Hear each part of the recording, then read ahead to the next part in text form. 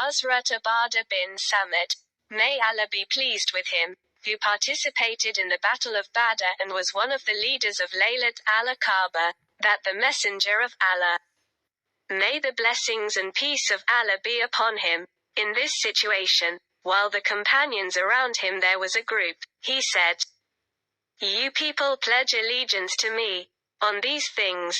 1. You will not associate anyone with Allah. 2. You will not steal. 3.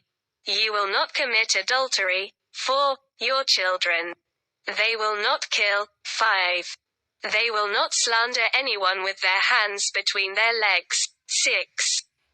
They will not disobey any Sharia order.